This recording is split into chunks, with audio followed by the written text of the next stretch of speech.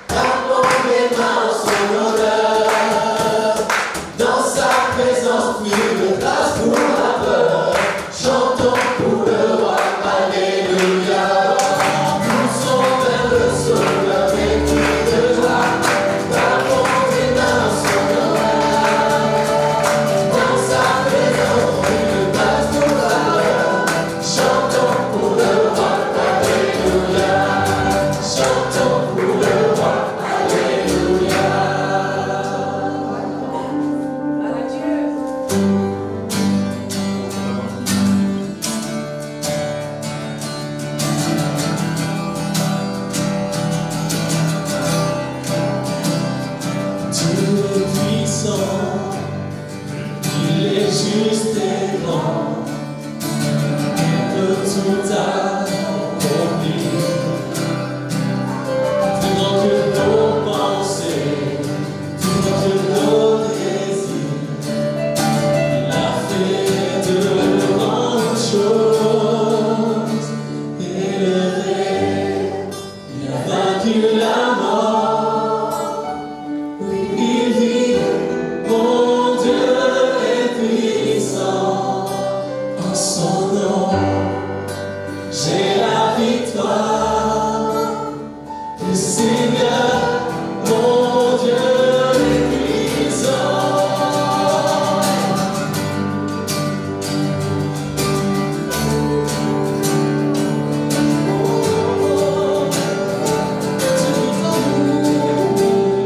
Dieu vit en nous, il est parmi nous, il ouvre la voie. Plus grand que nos attentes, plus grand que nos espoirs, il a fait de grandes choses. Élevé, il a vaincu la mort. Mon Dieu est puissant, dans son nom, j'ai la victoire. Le Seigneur, mon Dieu est puissant. Dieu est ici, sa grâce nous conduit, il s'éloigne jamais, il s'éloigne jamais.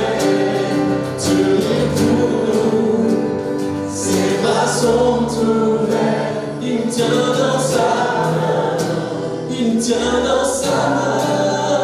Élevé, il a vaincu la mort, il vit, mon Dieu est puissant, en son nom, j'ai la victoire. Le Seigneur, mon Dieu est puissant, il a vaincu la mort, il vit, mon Dieu est puissant, en son nom, j'ai la victoire. Le Seigneur, mon Dieu est puissant. Le Seigneur, mon Dieu est puissant.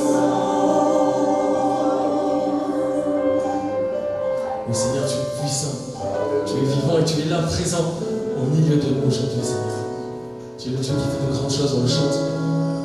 Tu as vaincu la mort. Et en ton nom, nous avons la victoire, Seigneur. Merci pour ta présence, Jésus. Merci pour ton amour infini, pour ton précieux sang et pour notre salut. Que ton nom soit béni.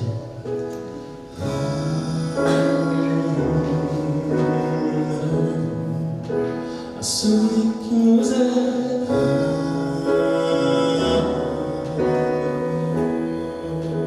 à celui qui nous aime,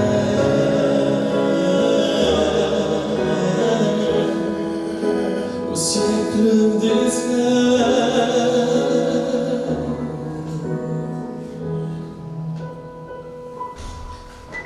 À celui qui nous aime,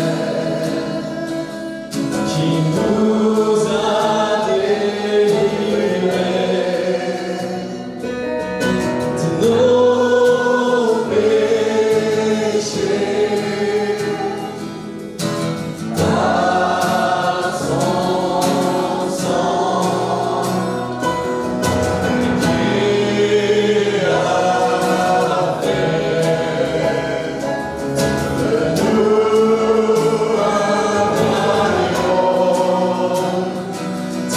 sacrificateur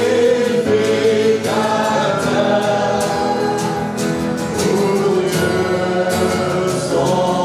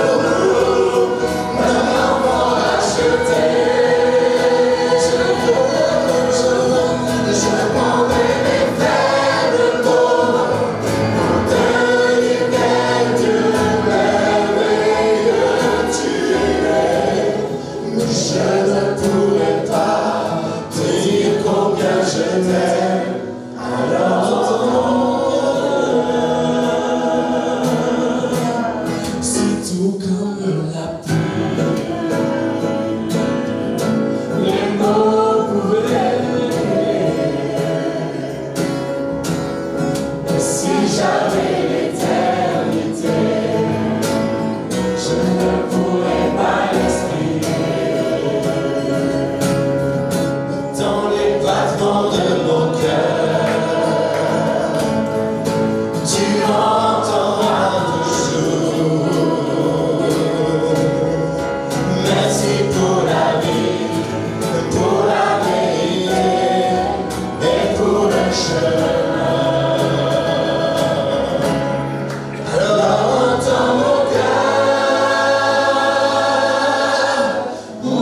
esprit qui te loue.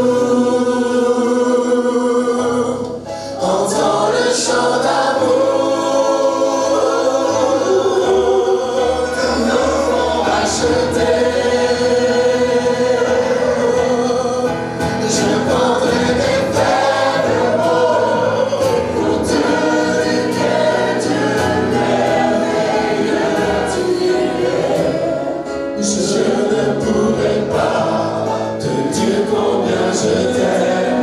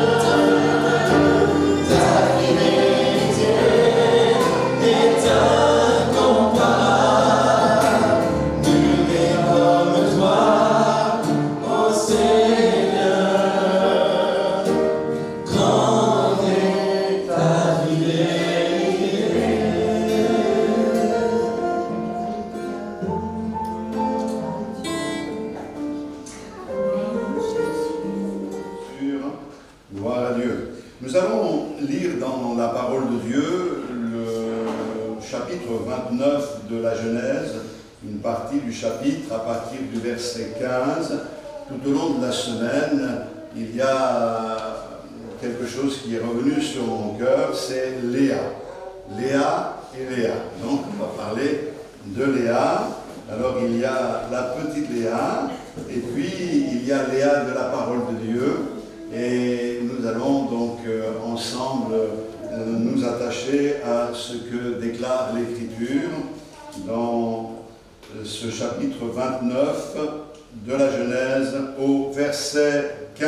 On lit la dernière phrase du verset 14. « Jacob demeura un mois chez Laban, puis Laban dit à Jacob, « Parce que tu es mon parent, me serviras-tu pour rien ? Dis-moi, quel sera ton salaire ?» Or Laban avait deux filles. L'aînée s'appelait Léa et la cadette Rachel. Léa avait les yeux délicats, mais Rachel était belle de taille et belle de figure. Jacob aimait Rachel et il dit, « Je te servirai 7 ans pour Rachel, ta fille cadette. » Et Laban dit, « j'aime mieux te la donner que de la donner à un autre homme. Reste chez moi. » Ainsi Jacob servit 7 années pour Rachel, et elles furent à ses yeux comme quelques jours, parce qu'il l'aimait. Ensuite, Jacob dit à Laban, « Donne-moi ma femme, car mon temps est accompli, et j'irai vers elle. » Laban réunit tous les gens du lieu et fit un festin. Le soir, il prit Léa, sa fille, et l'amena vers Jacob, qui s'approcha d'elle. Et Laban donna pour servante à Léa, sa fille, Zilpa, sa servante. Le lendemain matin, voilà que c'était Léa. Alors Jacob dit à Laban, « Qu'est-ce que tu m'as fait? N'est-ce pas pour Rachel que j'ai servi chez toi? Pourquoi m'as-tu trompé ?» Laban dit, « Ce n'est point la coutume dans ce lieu de donner la cadette avant l'aîné. Achève la semaine avec celle-ci, et nous te donnerons aussi l'autre pour le service que tu feras encore chez moi pendant 7 nouvelles années. » Jacob fit ainsi, et il acheva la semaine avec Léa, puis Laban lui donna pour femme Rachel, sa fille. Et Laban donna pour servante à Rachel, sa fille Bila, sa servante. Jacob alla aussi vers Rachel, qu'il aima plus que Léa, et il servit encore chez Laban pendant 7 nouvelles années. L'Éternel vit que Léa n'était pas aimée, et il la rendit féconde, tandis que Rachel était stérile. Léa devint enceinte et enfanta un fils à qui elle donna le nom de Ruben, car, dit-elle, « L'Éternel a vu mon humiliation et maintenant mon mari m'aimera. » Elle devint encore enceinte et enfanta un fils, et elle dit, « L'Éternel a entendu que je n'étais pas aimée, et il m'a aussi accordé celui-ci. » Elle lui donna le nom de Siméon. Elle devint encore enceinte et enfanta un fils, et elle dit, « Pour cette fois, mon mari s'attachera à moi, car je lui ai enfanté 3 fils. C'est pourquoi on lui donna le nom de Lévi. » Elle devint encore enceinte et enfanta un fils, et elle dit, « Cette fois, je louerai l'Éternel. » C'est pourquoi elle lui donna le nom de Judas, et elle cessa d'enfanter. Amen. Gloire au Seigneur. Amen. La parole de Dieu, hein, c'est un texte très intéressant de l'Écriture. Nous allons d'ailleurs essayer de comprendre que la beauté, vous connaissez le dicton, la beauté est dans les yeux de celui qui regarde. Vous connaissez ce dicton? D'ailleurs, si on parle de beauté, il y a dans des époques des critères de beauté qui peuvent changer d'une époque à l'autre et, je dirais, d'une culture à l'autre. Je sais que dans nos cultures occidentales, la peau mate, c'est un critère de beauté. C'est pour cette raison qu'à l'approche de l'été, souvent, il y a des crèmes bronzantes, il y a même des faux produits pour faire des faux bronzages. Il faut faire attention de bien en mettre partout, sinon ça peut être gênant. Mais quand on voit cela, on pense aussi à certains pays asiatiques où là, c'est le contraire. Il faut avoir la peau blanche et pour y parvenir, eh bien les femmes utilisent des écrans solaires, des crèmes pour éclaircir la peau, elles portent de grands chapeaux, ou comme on en a vu avec Michael, de grandes visières, pour pas que justement le soleil ne vienne tanner cette peau, puisque c'est un critère de beauté, de jeunesse et même de richesse. Alors, vous voyez, ça peut varier d'une culture à l'autre. D'ailleurs, quand on lit le Cantique des Cantiques, elle dit « Je suis noire, mais je suis belle » parce qu'elle travaillait donc à la vigne et le soleil brûlait sa peau. Et c'est pour cette raison que pour elle, ce n'était pas un critère de beauté que d'avoir été brûlée par le soleil de cette manière-là. Mais pour revenir à tous ces critères de beauté, j'ai lu des choses vraiment particulières. Par exemple, au Japon, certaines femmes sont prêtes à payer pour se faire changer la dentition. Il faut que les dents arrivent un peu à se chevaucher parce que les hommes trouvent ça très élégant et charmant. Savoir que si la dentition est trop parfaite, la femme est inaccessible pour eux. Donc, c'est un critère de beauté. Alors se faire des dents en forme de scie, c'est assez particulier. Mais là où ça touche vraiment les sommets, c'est en Corée du Sud, où j'ai vu que les mangas, ça prend beaucoup de place. Et donc, j'ai lu un article cette semaine qui m'a un peu fait peur, à savoir que les femmes sont accros à la chirurgie esthétique et pour avoir un visage en forme de cœur, donc un menton pointu, eh bien elles vont chez le chirurgien, se font briser la mâchoire du bas en 3 parties, on enlève la partie centrale et on fait fusionner les 2 parties pour avoir un menton très pointu. Et j'ai regardé quelques photos et ça fait peur, hein. Comme quoi, c'est vrai que la beauté est bien dans l'œil de celui qui regarde. Or, nous savons, d'après ce texte, que Léa n'était pas un critère de beauté et la Bible nous dit qu'elle avait les yeux délicats. Je me demande ce que cela veut dire et je ne pense pas que quelqu'un ait la solution. Peut-être que parce qu'il y avait quelque chose dans ses yeux, on pensait qu'elle était toujours fatiguée.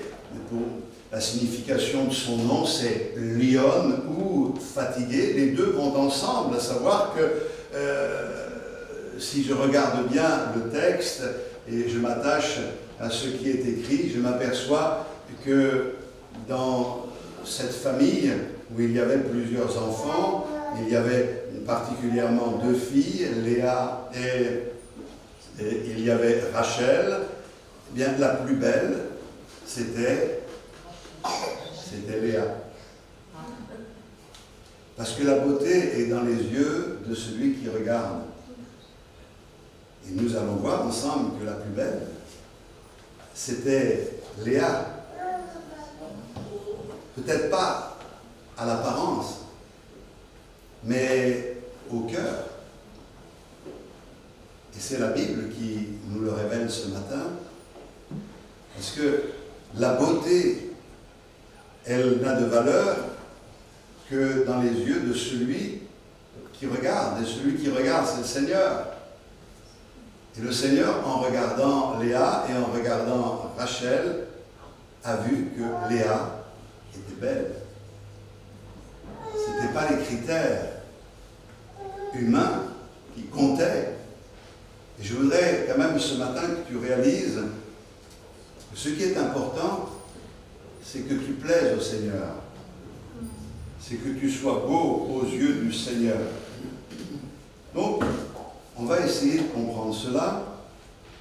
Léa a été une femme qui a connu des moments très difficiles. Elle a connu des blessures profondes. Elle a souffert pendant des années à cause de son mari. Et la parole de Dieu me montre que dans sa grâce, Dieu va la bénir et la relever, et on voit que le Seigneur la relève en plusieurs étapes.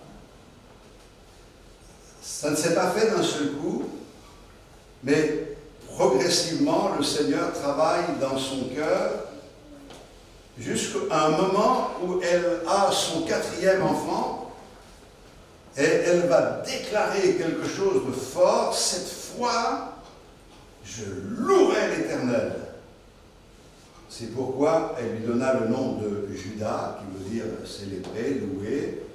Et donc, il y a quelque chose qui s'est passé à ce moment-là dans son cœur, et cette exclamation dans la bouche de Léa n'a rien d'artificiel, c'est le résultat d'une expérience qu'elle fait personnellement avec le Seigneur, au point de dire maintenant, c'en est assez, terminé, je ne vais plus courir après n'importe quoi, que mon mari m'aime ou qu'il ne m'aime pas, ça ne change rien du tout, moi, je louerai le Seigneur. Et son attachement pour le Seigneur est tel que sa vie va être bouleversée avec des conséquences remarquables. Donc Léa n'était pas aimée de Jacob. Vous remarquez que dans la Bible, Jacob a eu 2 femmes. Il s'est fait avoir par son beau-père, à qui il a demandé une femme, il en a eu 2, mais il a dû travailler quand même 14 ans pour avoir ces 2 femmes. Je souligne souvent qu'aujourd'hui, ce n'est pas les jeunes qui travaillent 7 ans pour avoir une femme, c'est les parents qui travaillent 7 ans pour pouvoir les marier et organiser la cérémonie. Mais ceci dit, bien sûr c'est une boutade, la chose intéressante dans ce texte, c'est que le Seigneur nous révèle cette situation et on a l'impression que c'est un peu normal, mais ce n'est pas parce que Jacob a eu 2 femmes que Dieu était d'accord avec cela. Puisque l'homme quittera son père et sa mère, s'attachera à sa femme, et les 2 deviendront une seule chair. Mais c'est dans des familles dysfonctionnelles, dans des foyers où les choses ne sont pas en ordre, que la grâce de Dieu se manifeste. Et là où le péché abonde, la grâce de Dieu surabonde. Ça ne veut pas dire qu'il faut faire abonder le péché pour que la grâce de Dieu vienne et surabonde dans nos vies, mais comprenons-nous bien, nous sommes le résultat de la grâce de Dieu. Dieu n'agit pas dans nos vies parce que tout était parfait, et Dieu ne nous utilise pas parce que tout est parfait dans nos foyers et dans nos maisons, mais dans nos imperfections, le Seigneur nous assiste, il vient nous bénir, mais en voyant la disposition de notre cœur, il nous aide à franchir des étapes pour que nous devenions des moyens de bénédiction entre ses mains. Alléluia. On peut comprendre ce qui se trouvait dans le cœur de Léa quand elle a réalisé tout le stratagème qui avait été mis en place et que son mari, au lieu de s'attacher à elle parce qu'elle était sa femme, eh bien, se détachait d'elle pour s'attacher à une autre femme. Cette autre femme, c'est Rachel. Elle souffrait, elle était blessée, mais Dieu le voyait. C'est écrit. Parce que Dieu observe tout. Et ça n'a pas changé. Je voudrais vous dire ce matin que Dieu observe tout. Que Dieu voit tout. Que Dieu connaît tout. Nous pouvons chercher par des masques à cacher la réalité de nos cœurs et nous sommes habiles pour fabriquer des masques et les porter, mais Dieu voit dans nos cœurs. Il voit en nous comme un livre ouvert et il s'attache à nous. Il voit où sont les cœurs brisés. Nous pouvons ce matin être réunis, nous avons chanté des merveilleux cantiques qui nous ont fait énormément de bien, n'est-ce pas? Et tout en chantant ces cantiques, il peut y avoir quelqu'un dans cette salle dont le cœur est meurtri, brisé parce qu'il a été piétiné. Et Dieu te dit ce matin qu'il a vu ton cœur. Regarde à mon cœur. Regarde à mon cœur pour y découvrir l'attachement que j'ai pour toi, mais regarde aussi à mon cœur et vois, Seigneur, toute la détresse qui est la mienne. On peut comprendre la frustration de Léa et on peut comprendre la blessure profonde de son cœur. Mais Dieu la voit et Dieu va l'aider Dieu va la secourir, Dieu va lui tendre la main, Dieu va la rendre féconde, Dieu va lui faire du bien et d'étape en étape, elle va réaliser la grâce de Dieu au point d'en arriver à ce verset que nous avons lu quand elle a donné naissance à son quatrième, elle lui donne le nom de Judas, que mon mari m'aime ou qu'il ne m'aime pas, que je sois dans les problèmes ou pas dans les problèmes, que le Seigneur me guérisse ou qu'il ne me guérisse pas, et qu'il me secourt ou qu'il ne me secourt pas, moi, j'ai décidé de louer l'Éternel. Elle manifeste là ce qu'est le véritable amour, l'amour désintéressé, l'amour pour Dieu. L'amour trouve sa satisfaction dans la personne, dans l'objet, mais on aime certaines choses parce qu'elles nous plaisent. Ça j'aime bien, ça j'aime pas, on entend toujours ça. Hein. Et alors il y a des gens qui vous aident à comprendre ce que vous aimez ou vous n'aimez pas maintenant. Hein. Mais vous ne pouvez pas vous dire spontanément ce que vous aimez ou pas parce que vous êtes conditionné. Mais on peut dire ça c'est beau, ça c'est pas beau, ça j'aime, ça je n'aime pas. De la même manière que si vous allez manger au restaurant, ça j'aime, ça j'aime pas. Mais on va aujourd'hui vous dire ça c'est à la mode, alors on va manger des choses qu'on nous impose. Mais si on n'aime pas, on n'aime pas. Si on aime, on aime. On est d'accord. Mais il y a d'extraordinaire, c'est que le Seigneur, lui, nous aime. Il ne nous aime pas parce qu'il trouve sa satisfaction en nous. Il nous a aimés alors qu'il n'y avait rien d'aimable en nous, rien de bon en nous. Mais son amour est vraiment un amour désintéressé. Il nous aime, point à la ligne. Je n'arrive pas à réaliser, à comprendre pourquoi le Seigneur m'a aimé, pourquoi il m'aime, mais je sais qu'il m'aime. Et ce que le Seigneur veut, c'est que nous l'aimions de la même manière, pas simplement pour ce qu'il nous donne, mais que nous puissions l'aimer pour ce qu'il est, pour que nous puissions être attachés à lui. Seigneur, que tu me bénisses ou que tu ne me bénisses pas, ça ne changera rien dans ma vie. J'ai décidé de te louer. J'ai décidé de te servir. Alors, l'humiliation de Léa, elle est à plusieurs niveaux, et j'essaye d'avancer tranquillement. Déjà, physiquement, elle était humiliée. La Bible nous dit qu'elle avait les yeux délicats. Comme je l'ai dit tout à l'heure, on ne sait pas trop ce que ça veut dire, puisque aucun commentateur peut me dire exactement ce qu'il en est. Mais ce que la Bible dit, qu'elle avait les yeux délicats, et il est dit aussitôt que Rachel, elle, était belle de taille et de figure. Ce qui veut dire qu'il y a quand même un critère de beauté qui est souligné ici, et le problème des yeux a son importance. Et donc Léa était frustrée, elle était blessée à cause de cela. Maintenant, il y avait certainement des complexes, peut-être elle était mal dans sa peau, ça peut nous arriver. Est-ce que ça vous est arrivé d'avoir des complexes, d'être mal dans votre peau? On a tous des périodes, on est à l'adolescence où on se cherche, mais d'autres périodes, à d'autres moments où justement l'apparence a beaucoup d'importance et quelquefois on est complexé parce qu'on n'est pas comme si, on ne rentre pas dans le moule qui nous est présenté, on n'est pas dans la norme de ceci ou dans la norme de cela.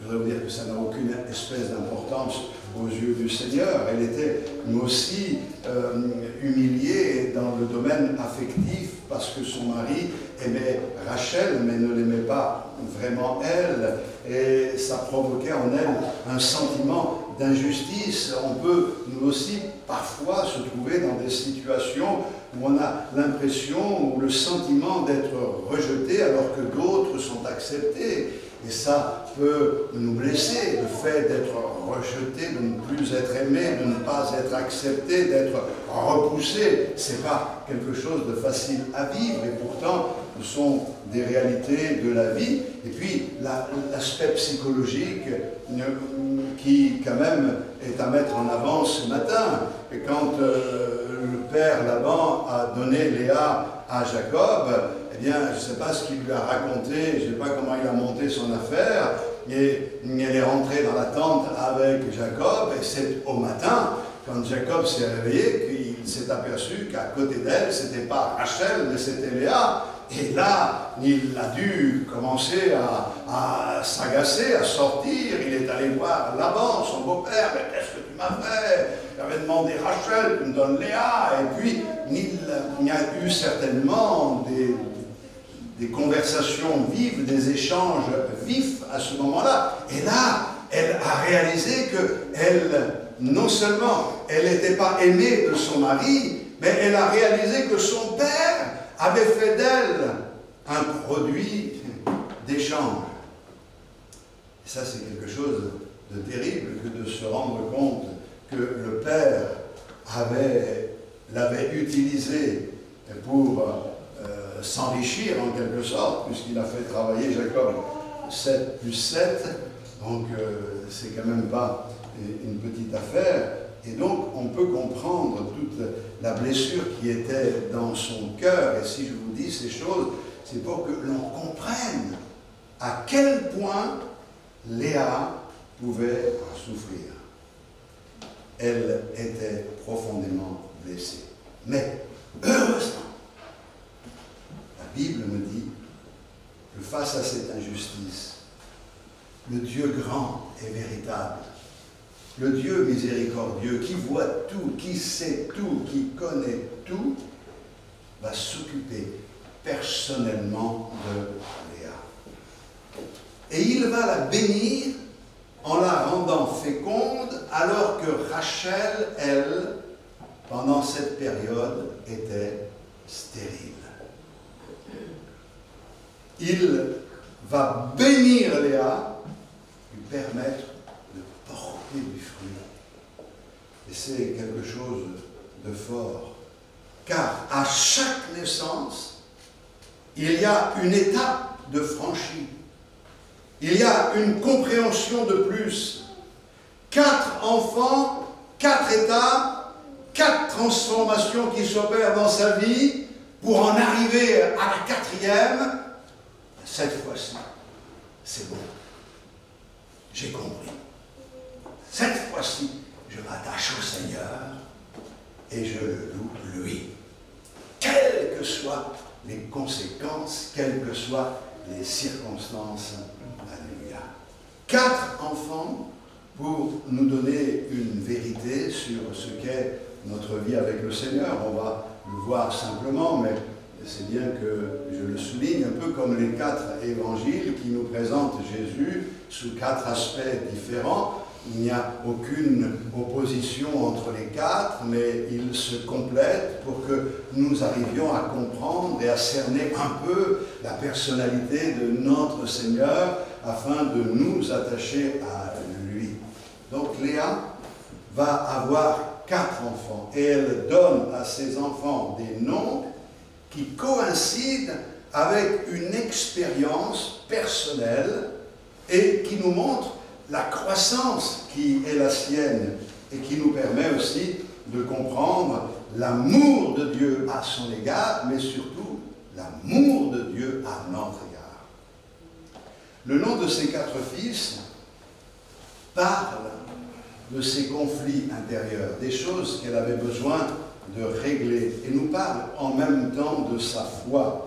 Il y a Ruben, Siméon et Lévi qui reflétait son amour pour son mari et sa grande souffrance, la souffrance qui était dans son cœur, car tous ses noms et ses enfants sont en rapport avec son mariage, avec son mari. Et puis, elle va maintenant avoir Judas, qui veut dire louange, et elle dit cette fois-ci, eh bien, je ne vais plus me battre. Ça ne sert à rien. Je ne vais plus chercher par moi-même à trouver des solutions, ça ne sert à rien. Moi, je vais louer le Seigneur.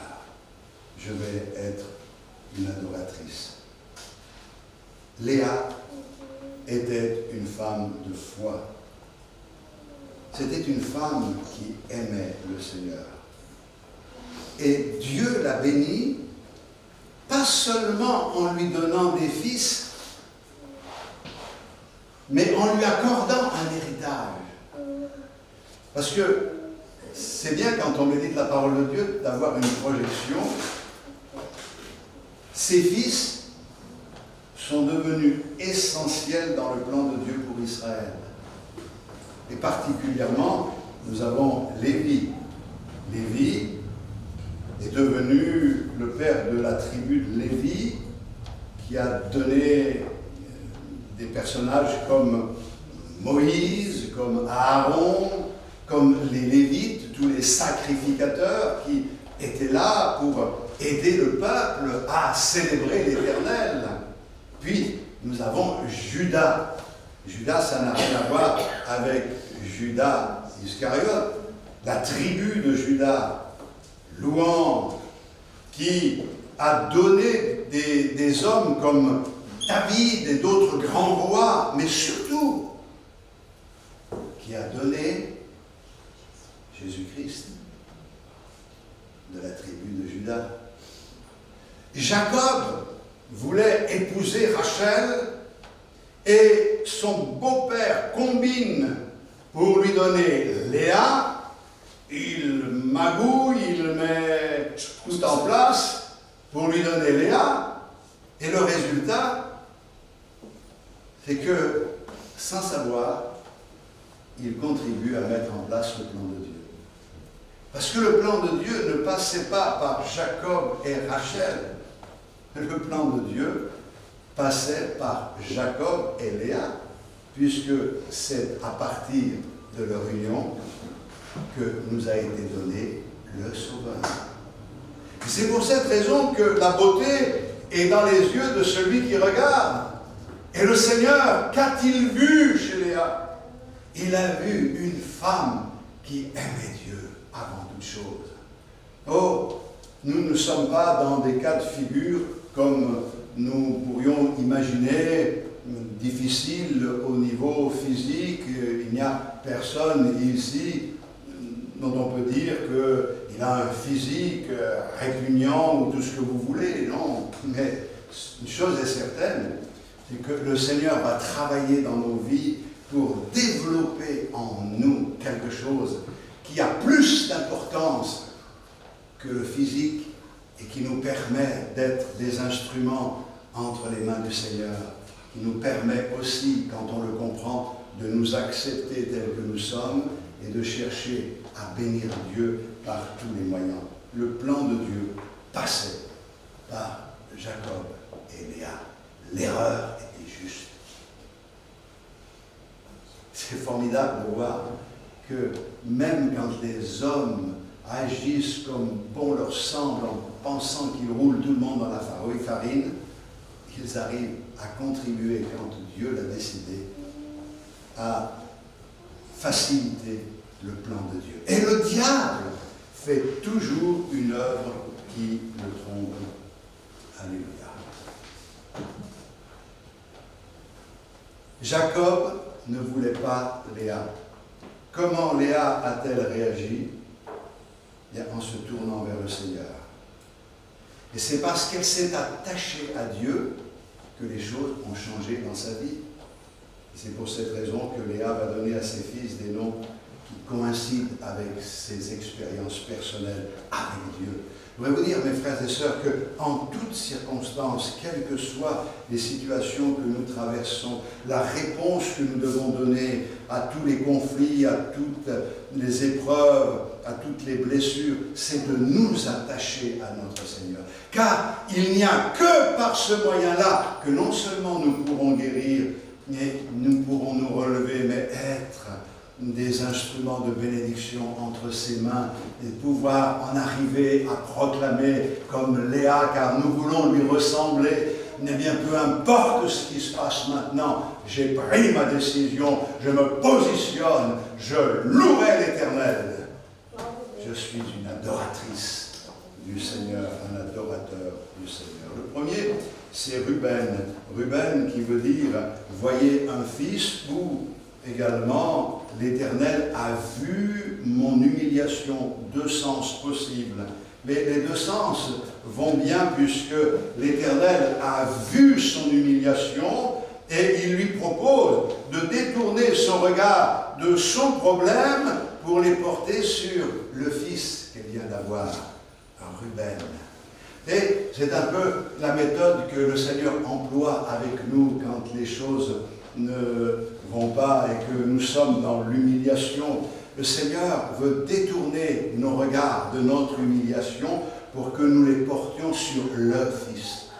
Et le Fils, c'est notre Seigneur Jésus-Christ. Il a vu notre humiliation et il veut que nous portions nos regards sur le Fils, car c'est en regardant à Jésus que nous trouverons la guérison, la délivrance et la force d'avancer. Je me pose la question aujourd'hui, n'aurions-nous pas perdu de vue le Fils?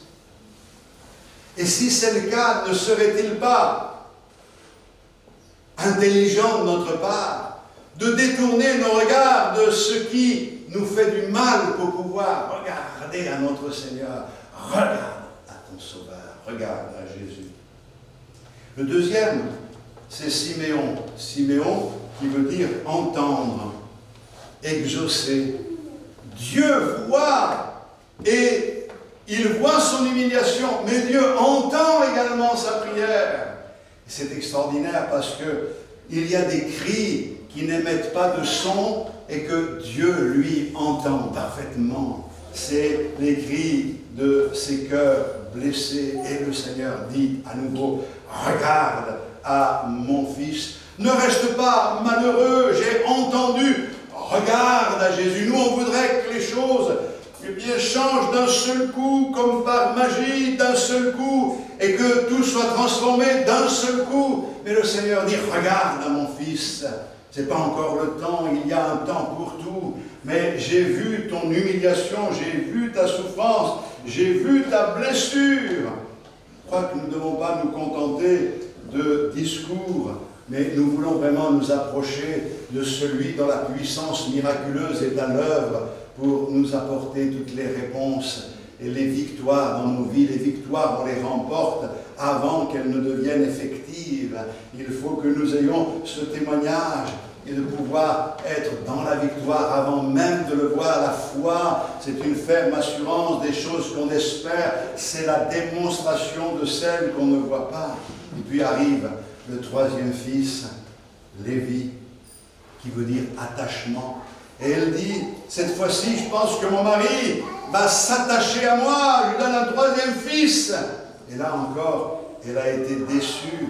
Mais je crois qu'il faut vraiment qu'elle ait manqué d'amour pour pouvoir en arriver à ces extrêmes, pouvoir dire, oui, je donne un troisième fils, je pense que maintenant, il va s'attacher à moi. Je crois qu'elle a cherché à se faire aimer par tous les moyens. Je crois que le seul à qui nous devons nous attacher, c'est au Fils. Attache-toi à Lévi, attachement, je m'attache à lui, je m'attache à Christ. Remarquez qu'elle ne cherche pas à avoir l'amour de son mari en descendant Rachel, en critiquant Rachel, mais en portant du fruit. Je crois que c'est de cette manière-là que nous prouvons notre amour pour le Seigneur et notre désir de grandir dans la foi en portant du fruit pour la gloire du Seigneur. Et puis, il y a la quatrième naissance. Après le fait qu'elle se soit attachée, il y a Judas. Là, c'est différent.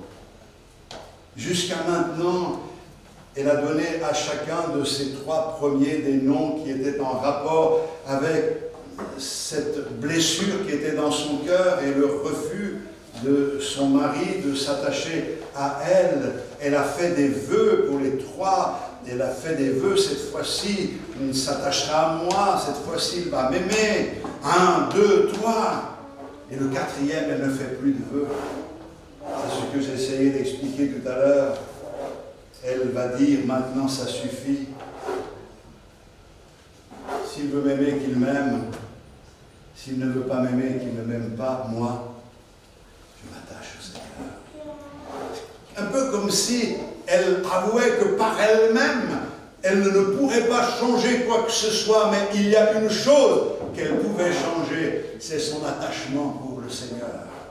Et ce qui était important, c'est qu'elle soit attachée au Seigneur. Et tout à l'heure, je disais que la plus belle, c'était Léa, parce qu'elle s'est attachée au Seigneur. Elle s'est accrochée à lui dans sa circonstance douloureuse et difficile. Et quand le Seigneur a porté les regards sur Léa, il a vu quelqu'un dont le rayonnement était extraordinaire. Bien sûr qu'il savait cela à l'avance, mais le rayonnement de sa vie, ce n'est pas simplement cette grâce, cette joie, cet amour qu'elle a pour Dieu, mais c'est les conséquences du fruit qu'elle va porter, puisqu'elle va contribuer d'une manière efficace à la manifestation de la gloire de notre Seigneur, puisque, comme je l'ai dit, c'est Jésus est un de ses descendants. Alléluia.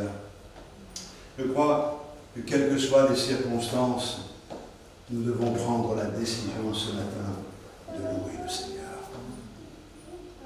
C'est ce que Dieu veut pour ton cœur, c'est ce qu'il veut pour ta vie. Et les premiers chrétiens étaient martyrisés, et pourtant, malgré le fait qu'ils aient été martyrisés, ils s'attachaient au Seigneur. Ils s'attachaient au Seigneur parce qu'ils avaient compris que le Seigneur s'était attaché à eux.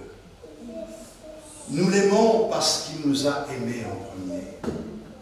Le Seigneur dira au peuple d'Israël qu'il s'est attaché à lui, non pas parce qu'il était un peuple extraordinaire, non, c'était un tout petit peuple de rien du tout. Mais il s'est attaché parce qu'il aimait ce peuple.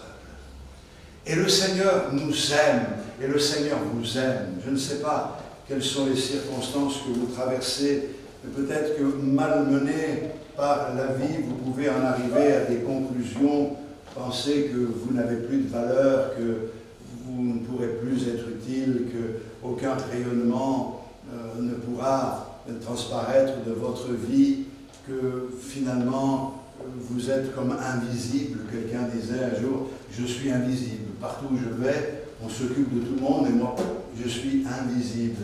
Et il est une chose, c'est que si tu as l'impression d'être invisible, le Seigneur, lui, te voit et le Seigneur t'aime. Pour cette raison que j'aime beaucoup et j'aime attacher les deux textes ensemble dans Ésaïe au chapitre 61, j'aimerais qu'on lise ces quelques versets. L'Esprit du Seigneur, l'Éternel, est sur moi, car l'Éternel m'a oint pour porter de bonnes nouvelles aux malheureux. Il m'a envoyé pour guérir ceux qui ont le cœur brisé, pour proclamer aux captifs la liberté et aux prisonniers la délivrance, pour publier une année de grâce de l'Éternel et un jour de vengeance de notre Dieu, pour consoler tous les affligés, pour accorder aux affligés de Sion, pour leur donner un diadème au lieu de la cendre, une huile de joie au lieu du deuil, un vêtement de louange au lieu d'un esprit abattu, afin qu'on les appelle les térébintes de la justice, une plantation de l'Éternel pour servir à sa gloire.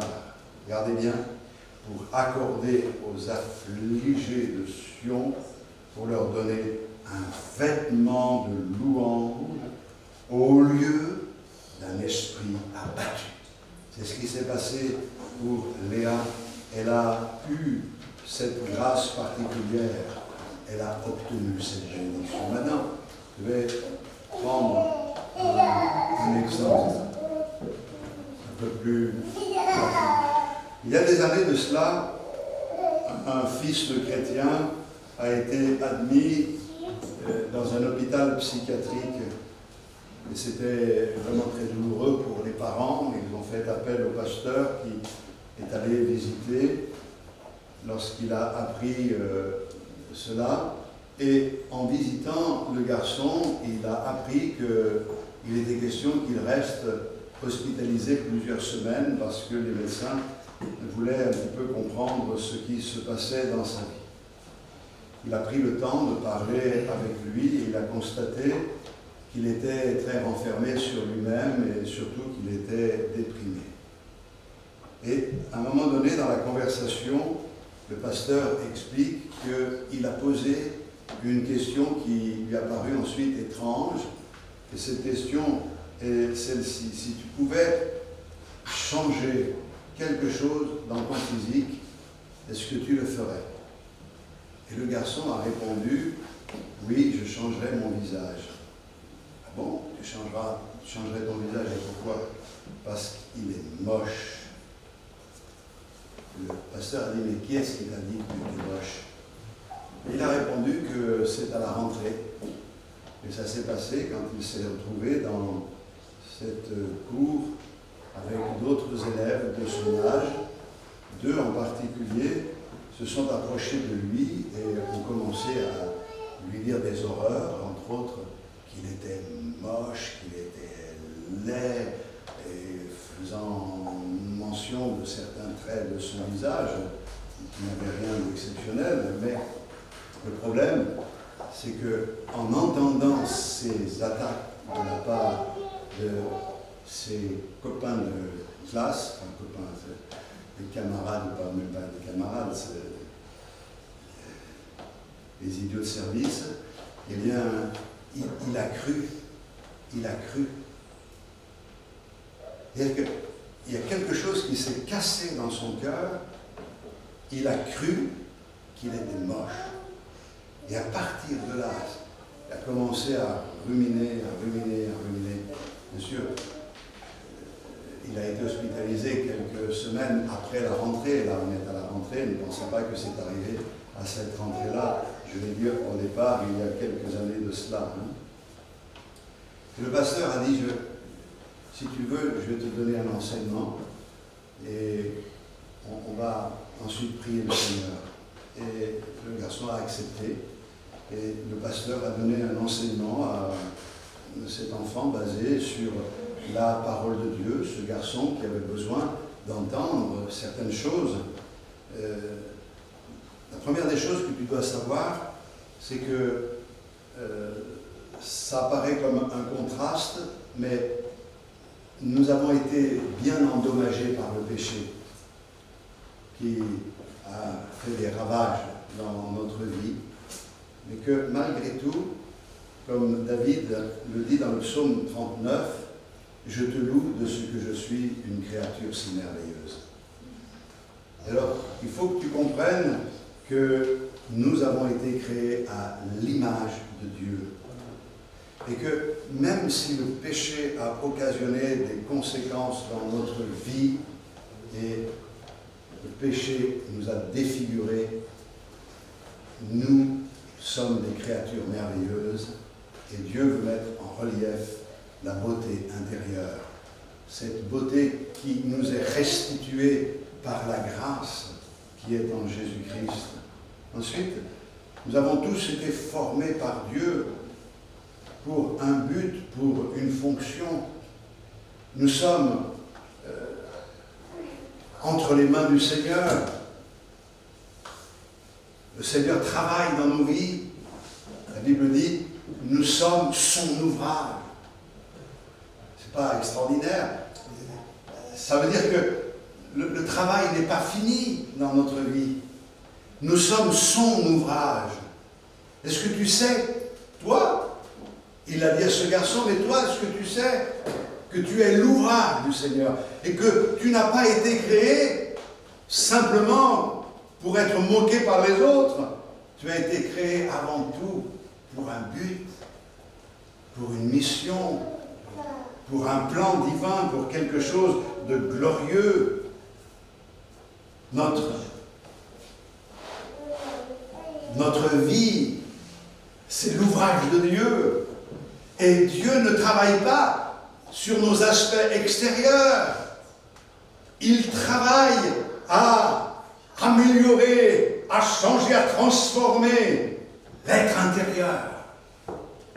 Que nous puissions arriver à être les reflets de sa gloire et ressembler au modèle qui nous a été donné, Jésus-Christ. C'est comme si le pasteur lui disait, toi le Seigneur n'en a pas fini avec toi, il y a encore du travail dans ta vie, tu l'as appris, tu sais ces choses, pourquoi tu te laisses arrêter par la moquerie des hommes? C'est vrai que s'il le faut, le Seigneur peut sacrifier même l'extérieur. Mais s'il le fait, c'est parce qu'il a des raisons à lui.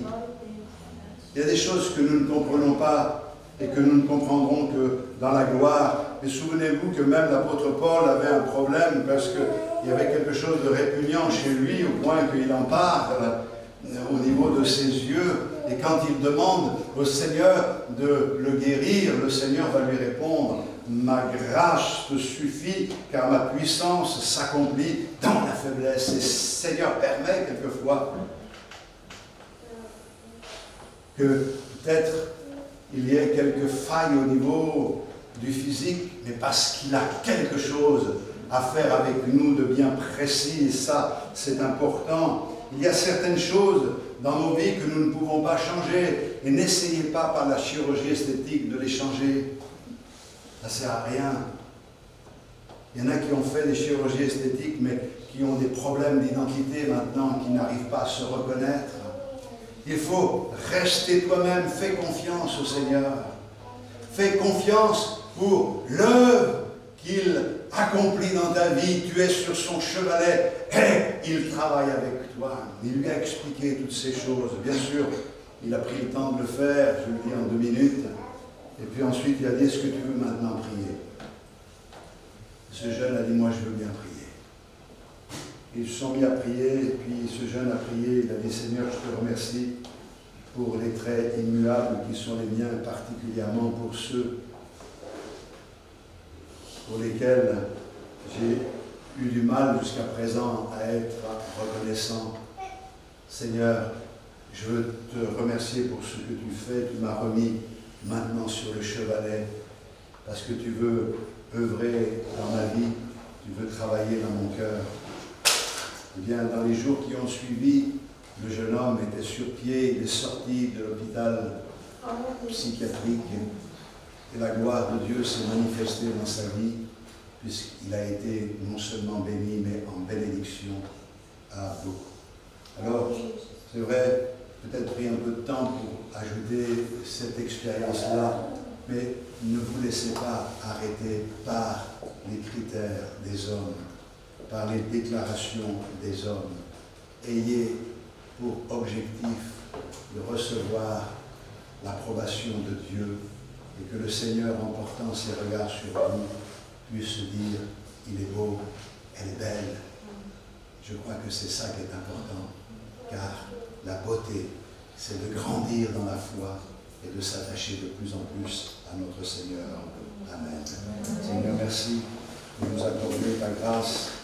Merci de nous bénir dans ces moments. Tu connais nos vies, tu connais les situations que nous traversons.